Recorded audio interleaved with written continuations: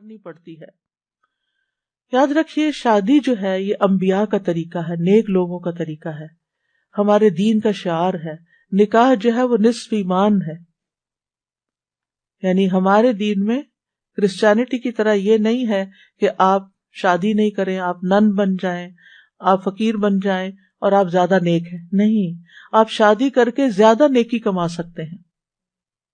یعنی اسلام جو ہے وہ فطری ضروریات کو مد نظر رکھتا ہے. اللہ تعالیٰ فرماتے ہیں آپ سے پہلے بھی ہم نے کئی رسولوں کو بھیجا، یقیناً آپ سے پہلے بھی ہم نے کئی رسولوں کو بھیجا اور ہم نے ان کے لیے بیویاں اور اولاد بنائی. یعنی پیغمبر بھی بیویوں والے اور اولادوں والے تھے. نبی صلی اللہ علیہ وسلم نے فرمایا نکاح میری سنت ہے، بس جو میری سنت پر عمل نہیں کرتا وہ مجھ سے نہیں. تم لوگ شادی کیا کرو، یعنی شادی کرنا بھی ایک نیکی کا کام ہے، عبادت ہے، کیونکہ میں تمہاری تعداد کی بنا پر سابقہ امتوں کی سے کثرت تعداد میں مقابلہ کروں گا. ایک اور روایت سے پتہ چلتا ہے کہ شادی نہ کرنے والا نبی صلی اللہ علیہ وسلم کے طریقے سے منہ موڑنے والا ہے. آپ کو یاد ہوگا کہ وہ 3 صحابہ جو نبی صلی اللہ علیہ وسلم کی ایبسنس میں حضرت عائشہ کے پاس پوچھنے گئے تھے کہ آپ کے اعمال کیا ہیں، تو جب انہوں نے بتایا تو ان کا وہ تو اللہ کے نبی ہیں تو اس لیے، لیکن ہم ایک نے کہا میں کبھی گوشت نہیں کھاؤں گا، دوسرے نے کہا میں کبھی رات کو نہیں سوؤں گا، تیسرے نے کہا میں کبھی شادی نہیں کروں گا. تو نبی صلی اللہ علیہ وسلم کو جب یہ باتیں پتہ چلی تو آپ نے اللہ تعالیٰ کی حمد و ثنا کی اور فرمایا ان لوگوں کو کیا ہو گیا ہے جنہوں نے ایسی اور ایسی باتیں کہی ہیں. میں رات میں نوافل بھی پڑھتا ہوں، سوتا بھی ہوں، نفلی روزہ رکھتا ہوں اور چھوڑ بھی دیتا ہوں، نکاح بھی کرتا ہوں، بس جو شخص میرے طریقے سے منہ موڑے گا وہ مجھ سے نہیں، یعنی وہ میری امت میں سے نہیں ہے جو میرے اس طریقے کو پسند نہ کرے. اللہ سبحانہ وتعالیٰ نے خود نکاح کی رغبت دلائی ہے.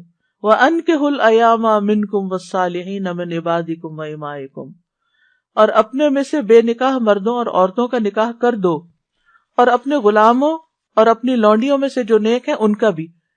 نکاح میں دیر کیوں کرتے ہیں عام طور پر؟ کہ ابھی بچے کچھ کماتے نہیں ہیں. فرمایا اگر وہ محتاج ہوں گے اللہ ان کو اپنے فضل سے غنی کر دے گا، اور اللہ وسعت والا اور سب کچھ جاننے والا ہے. اور پھر شادی ویسے بھی آپ دیکھیں نگاہ کی حفاظت کا ذریعہ ہے، شرمگاہ کی حفاظت کا ذریعہ ہے، نصف دین مکمل کرنے کا ذریعہ ہے. حدیث میں آتا ہے جب کوئی شخص نکاح کر لیتا ہے تو اپنا آدھا دین مکمل کر لیتا ہے، لہذا چاہیے کہ باقی آدھے دین کے بارے میں اللہ سے ڈرتا رہے. پھر آپ دیکھیے کہ صرف دنیا میں نہیں، آخرت میں جنت میں بھی پاکیزہ جوڑے ہوں گے. وَلَهُمْ فِيهَا أَزْوَاجٌ مُطَهَّرَةٌ، پاکیزہ بیویاں ہوں گی.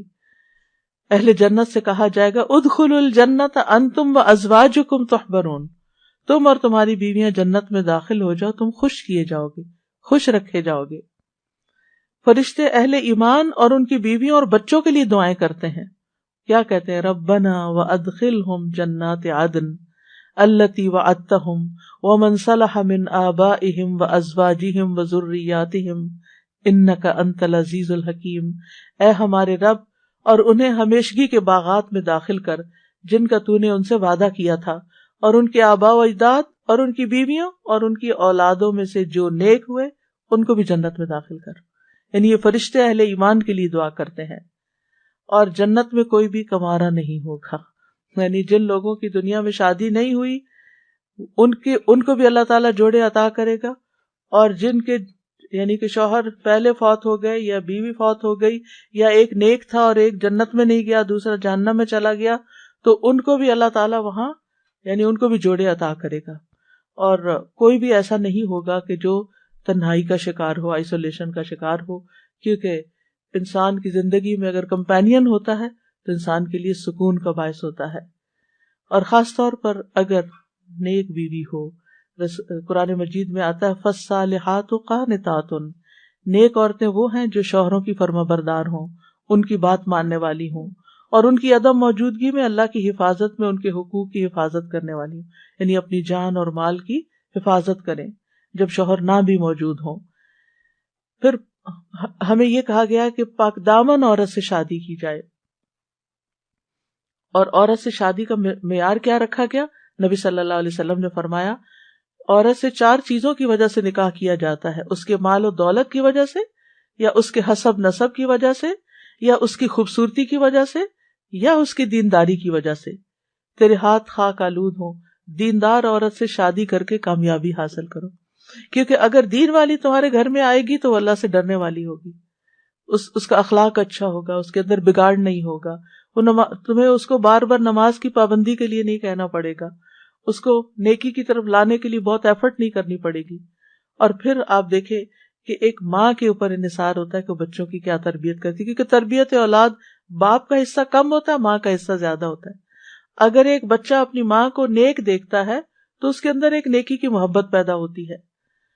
تو بہرحال یہ رشتے جو ہیں ان کے لیے دعا بھی ہے، اور اس کے ساتھ ساتھ انتخاب بھی اچھا ہو، اور پھر ان کو بنانے کے لیے کوشش بھی رہے۔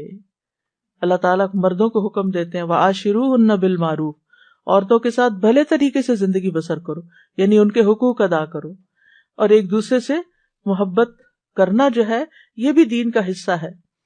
عقبہ بن عامر کہتے ہیں میں نے رسول اللہ صلی اللہ علیہ وسلم کو یہ فرماتے ہوئے سنا کہ اسلام میں جائز لہو میں 3 چیزیں آتی ہیں: انسان کا اپنی بیوی کے ساتھ دل لگی میں مصروف ہونا، ہنسی مذاق کرنا، اپنے گھوڑے کی دیکھ بھال کرنا یعنی اس کے ساتھ ٹائم سپینڈ کرنا، اور تیر اندازی کرنا۔ یعنی بظاہر دیکھا جائے تو یہ ٹائم ویسٹر بھی ہو سکتے ہیں، لیکن یہ ہمارے دین میں ایک نیکی تصور کیے جاتے ہیں یہ کام، یعنی یہ شغل جو ہے یا یہ ہابیز جو ہیں یہ پسندیدہ ہے۔